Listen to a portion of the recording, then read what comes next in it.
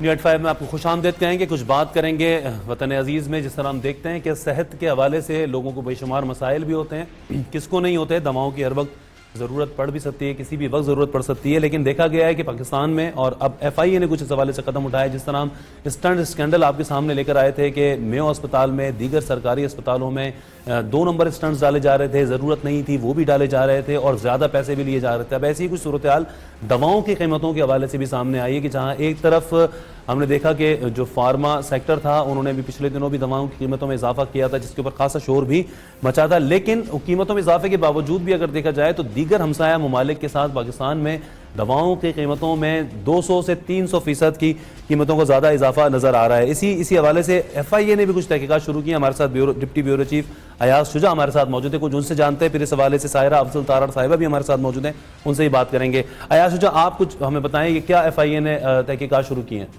بالکل فرحان, ایف آئی اے نے جب سٹنٹ سکینڈل پکڑا تھا میو ہاسپٹل سے تو اس وقت انہوں نے تحقیقات کی کہ سٹنٹ کی قیمت کیا ہے دنیا میں اور ہمارے ہمسایہ ممالک میں وہ کس قیمت پہ فروخت ہو رہا ہے. تو پھر ان کو یہ انکشاف ہوا کہ ہمسایہ ممالک میں 200 سے 300% سستا فروخت ہو رہا ہے. اسی طرح اس کے بعد ان کے لیے ایک راستہ کھلا, انہوں نے باقی ادویات جن میں سے خصوصاً کینسر, ہیپاٹائٹس اور دیگر جان بچانے والی ادویات اور اینٹی بائیوٹک ان کو فوکس کیا جن کی قیمتیں زیادہ ہوتی ہیں. تو پتہ چلا کہ انڈیا, بنگلہ دیش اور سری لنکا سمیت ہمارے جتنے ہمسایہ ممالک ہیں وہاں پہ یہ 100 سے 400% تک کم قیمت پہ فروخت ہو رہی ہیں.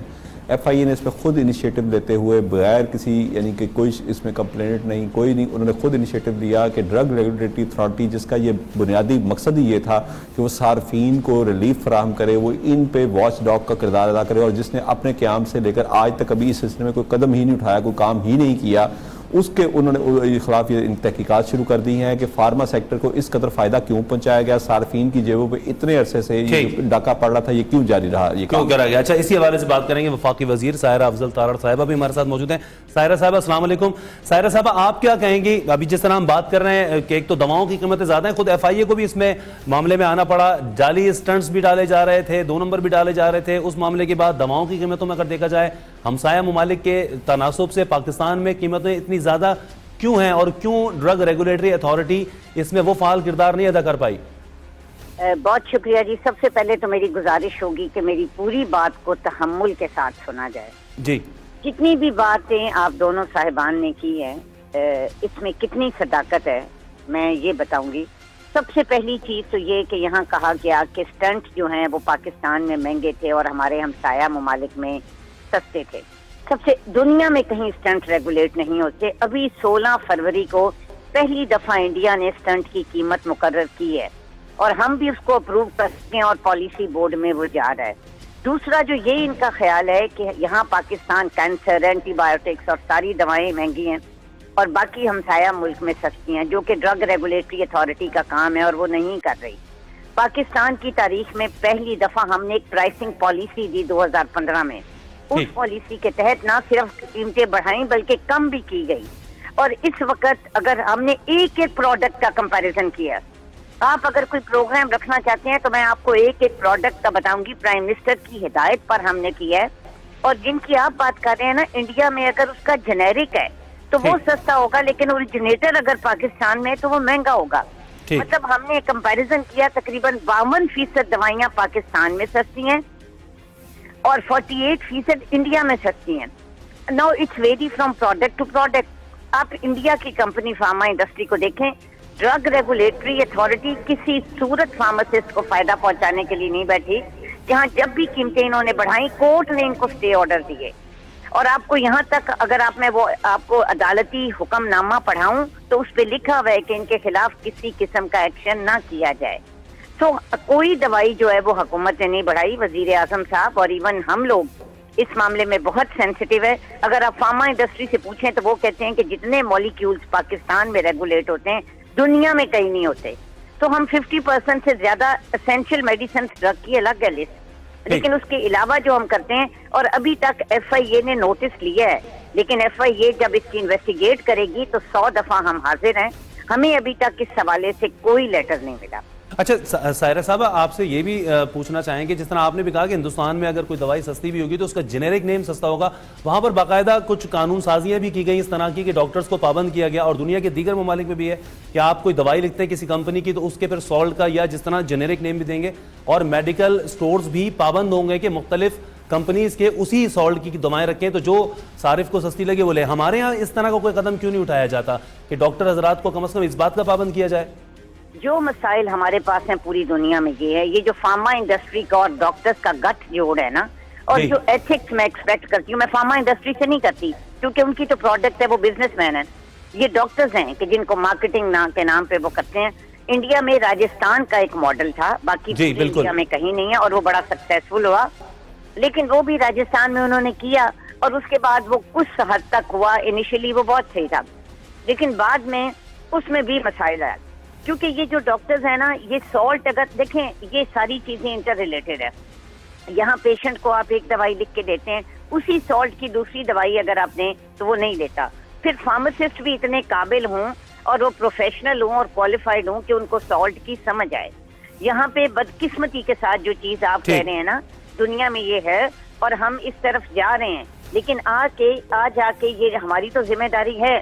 مطلب پی ایم ڈی سی سے بھی میری اس معاملے میں میٹنگ ہوئی ہے کہ اگر ہم ڈاکٹرز کو ایتھکس کے حوالے سے یہ کہیں، اور ہم بہت ساری اور چیزیں سوچ رہے ہیں کہ یہ جو فورن ٹورز کرتے ہیں باقی، لیکن اب مسئلہ یہ ہے کہ ڈاکٹرز ایک ایسا طبقہ ہے کہ آپ کو پتہ ہے کہ یہ سب سے زیادہ اس وقت سیاست میں انوالوڈ ہے۔ 6 مہینے 12 مہینوں میں سے بلکہ 11 مہینے تو یہ لوگ سڑکوں پہ ہوتے ہیں۔ تو اب یہ جو سارے مسائل ہیں نا، ان کے لیے حوالے سے میں بتاؤں، لیکن یہ جو مت ہے نا کہ یہاں پہ دوائی مہنگی ہے اور پوری دنیا میں آپ ہمارے کچھ ساتھ رہیں گے، ہمارے ساتھ اس وقت فارماسسٹ نور محل صاحب بھی موجود ہیں۔ نور صاحب آپ کیا کہیں گے، کیا واقعی یہ تاثر غلط ہے؟ یہ ایف آئی اے اب اس پہ بھی آ گئی اور ایف آئی اے بھی شروع کر رہی ہے کہ پاکستان میں دوائیاں مہنگی ہیں، 200-300% ہیں، بالخصوص جو جان بچانے والے ادویات ہیں، آپ کیا کہیں گے؟ جی پہلے تو ایف آئی اے کا مشکور ہونا چاہیے کہ یہ کام کرنا تو چاہیے تھا ہماری ریگولیٹری اتھارٹی کو، لیکن ایسا نہیں ہوا۔ منسٹر صاحبہ جو فرما رہی ہیں کہ پرائس کورس کا ایشو جو بتا رہی ہیں، وہ بھی میں سمجھتا ہوں کہ اس میں بھی ہماری ڈرائب کی نیگلیجنس اس میں شامل ہے۔ اس کی وجہ یہ ہے کہ جب 27 نومبر 2013 کو 15% پرائس انکریز کا ہوا تو 2 دن بعد پرائم منسٹر نے واپس لیا، تو 10 جنوری 2014 سے وہ سندھ ہائی کورٹ میں ہے۔ ہماری ڈرائب کے لوگ تو سندھ ہائی کورٹ میں پیدا مطلب کہ وہاں پہ جاتے ہی نہیں ہیں، ایک یہ بڑا مسئلہ ہے۔ دوسرا بات یہ ہے کہ پاکستان میں جو ہمارا ڈرگ ایکٹ ہے، اس کا سیکشن 7 کی سب کلاس 8 جو ہے وہ یہ کہتی ہے کہ پاکستان میں سنگل انگریڈینٹ ڈرگ جو ہے وہ جنرک کے طور پہ رجسٹرڈ ہونی چاہیے، لیکن ایسا بھی نہیں ہو رہا۔ اصل کیا ہے کہ پرائز بڑھانے میں سارا جو مسئلہ ہے وہ ڈرائب کی ایفیشنسی پہ ہے۔ آپ یہ دیکھ لیں کہ ابھی تک منسٹری آف ہیلتھ کے پاس، ڈرائب کے پاس پرائسنگ کا ڈیٹا ہی نہیں ہے۔ ان کے کون سی دوا رجسٹرڈ ہے، کون سی دوا رجسٹرڈ نہیں ہے۔ 80,976 برانڈز میں سے ڈرائب نے صرف 27,000 کا ڈیٹا جو ہے صرف رجسٹریشن کا اپنی ویب سائٹ پہ دیا ہے۔ بھائی یہ بہت بڑا المیہ ہے۔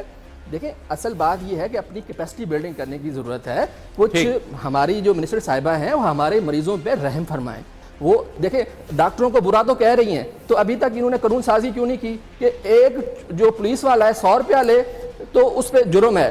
اگر ایک ڈاکٹر جو ہے، کچھ 80% ڈاکٹر جو ہیں وہ ڈاکو کا کردار ادا کر رہے ہیں، وہ پین ہلانے کے ایک نسخہ لکھنے کے 2,000۔ جی سارہ صاحب اب اس حوالے سے آپ کیا کہیں گی؟ چلیں اگر میں یہ کہوں گی کہ معذرت کے ساتھ دیکھیں، تنقید کرنا بہت آسان ہوتا ہے۔ یہ جو بات کہہ رہے ہیں نا کہ ڈاکٹروں کو کہیں اور وہ کریں، یہی جو آپ لوگ ہیں جب ایسا ہوگا، سب سے پہلی بات یہ کہ یہ ان کو کس نے کہا کہ ہمارے پاس ڈیٹا ہی نہیں ہے؟ جس ویب سائٹ کی یہ بات کر رہے ہیں کہ اس ویب سائٹ پہ اگر وہ اپڈیٹ میں جو میرے علم میں نہیں ہے کہ وہ اس وقت ہوئی ہے یا نہیں، جہاں تک ان کی یہ بات ہے کہ جو سندھ میں نہیں جاتے، آپ کو پتہ ہے کہ ڈیپٹی اٹارنی جنرل اور ڈائریکٹر پرائسنگ اور سی او ڈرائب ہر پیشی پہ جاتے ہیں، سیکرٹری ہیلتھ وہاں گئے ہیں۔ مطلب ان کو اندازہ ہی نہیں کہ ہم کن کن جگہوں سے لڑ رہے ہیں۔ ادھر اتنے بڑے وکیل ہوتے ہیں جنہوں نے کروڑوں لے کے جو کھڑے ہوئے ہوتے ہیں، اور میں اب بہت ساری چیزیں اگر میں کہوں گی تو مجھ پہ کنٹیمپٹ لگ جائے گی۔ ہم نے جس طرح اس کیس کو فالو کیا، ہم نے 2 کیسوں کے سٹے آرڈر اڑائے، وہ دوبارہ ڈبل بینچ میں چلے گئے اور انہوں نے دوبارہ سٹے ایکسٹینڈ کر لیے۔ ہم نے سپریم کورٹ میں حکومت گئی اور جہاں جا کے ہم نے 2 کیسز وکیٹ کرائے۔ اب جو مطلب آپ لوگوں کو لگتا ہے کہ یہ ڈرائیو کی نااہلی ہے، میں یہ ان صاحب کو جو بھی ہیں ان کو کہیں کہ چلے ہمارے ساتھ 2 تاریخوں پہ کورٹ میں، हमारी तैयारी भी देखें, मतलब आधा वक्त हमारा अदालतों में होता है, हम हुकूमत क्यों नहीं कर रही? पहली तो दफा ये अच्छा सायरा साहबा, चलें ठीक है, ये बताएं ये जो डॉक्टर्स, जिस तरह आपने कहा ये डॉक्टर्स और फार्मास्यूटिकल कंपनीज का गठजोड़, इसको भी तो तोड़ना आपकी ही जिम्मेदारी है, हुकूमत की जिम्मेदारी है। मेरी बात सुने, ये गठजोड़ पूरी दुनिया में है। मैं आपसे गठजोड़ ये बदकिस्मती से पूरी दुनिया में हम तोड़ते हैं, आप हमारा साथ दें। हम इसीलिए ये प्रोग्राम कर रहे हैं, बिल्कुल इसीलिए कर रहे हैं। अगर वाईडीए के पीछे भी बड़े बड़े प्रोफेसर हैं, इन फार्मा के पीछे भी बड़े बड़े प्रोफेसर होंगे। अभी क्या हुआ, पंजाब ने क्या किया, और उसका आपने हालात देख लिए कि मैन्युफैक्चरर से लेके, रिटेलर से लेके, डिस्ट्रीब्यूटर से लेके, एक मेडिकल स्टोर वाला भी सड़क पे आ गया। तो हम इसे तो हम इसे क्या समझेंगे? आप इसमें अपनी क्या कमजोरी जाहिर कर रही है कि हम नहीं इम्प्लीमेंट कर सकते इन सब के ऊपर? अगर माफियाज, कार्टेल सामने आ जाएंगे तो हुकूमत बैठ जाएगी? नहीं जी, हुकूमत नहीं बैठेगी। अभी भी 3 दिन से वाईडीए की स्ट्राइक थी। मेरी गुजारिश मेरी सिर्फ सुने, हम नेक नीति से काम कर रहे हैं और मेहनत से कर रहे हैं, लेकिन बदकिस्मती से सेहत एक ऐसा शोबा है कि यहाँ पे कोई भी चीज जो होती है, और उनको भी पता है, करने वालों को भी पता है, क्योंकि ये इंसानी जिंदगियों का सवाल है। चलें, बहुत शुक्रिया, इस पे फिर किसी दिन तफसील से बात करेंगे। सायरा साहब, मैं नूर साहब से आखिरी फाइनल कमेंट्स लूंगा। नूर साहब, आप आखिरी क्या कमेंट्स देंगे, क्योंकि वक्त कुछ कम है, इसको हम तफसील से ही बाद में करेंगे। आप क्या कहना चाहेंगे इस पे? देखें, जो ड्रग प्राइसिंग कमेटी थी, कमेटी नंबर 6 ने, उस पे 105 करोड़ की करप्शन जो है वो साबित हुई। पुली बारगेन के तहत 8 कंपनियों ने वापस की है।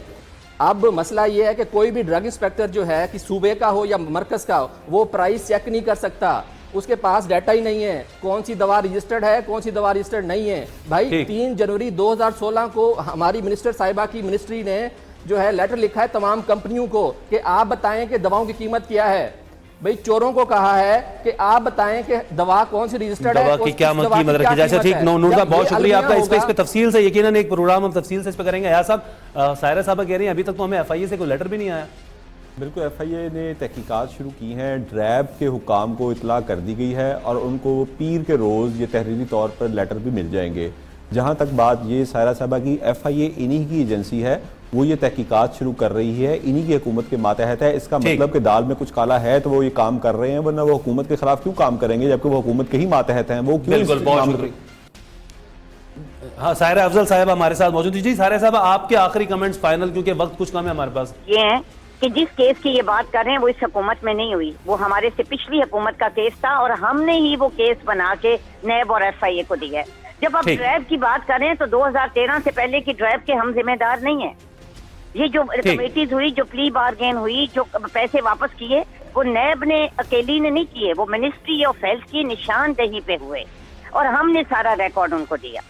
चल इस पे फिर हम इसे इंशाल्लाह इस पे तफसील से करेंगे प्रोग्राम, और आपकी भी पूरी गुफ्तगू इस पे हम शामिल करेंगे। इस वक्त चूंकि हमारे वक्त कम है, अगले हमें सेगमेंट की तरफ जाना है। बहुत शुक्रिया आपका। सायरा अफजल तारर साहब हमारे साथ मौजूद थी, मारूफ फार्मासिस्ट और एडवोकेट नूर मोहम्मद साहब हमारे साथ मौजूद थे। अयाशुजा साहब बहुत शुक्रिया आपका। एक ब्रेक लेंगे, ब्रेक के बाद बात करेंगे सिंध में पीपल्स पार्टी जिस तरह से अपने मुखालफिन का सफाया करती हुई नजर आ रही है, सूरत हाल कुछ हैरत अंगेज भी नजर आ रही है कि बड़े बड़े मुखालिफ माजी के पीपल्स पार्टी में शामिल होते हुए नजर आ रहे हैं। कुछ सिंध की सियासत, पीपल्स पार्टी की सियासत, तो बात करेंगे एक ब्रेक के बाद।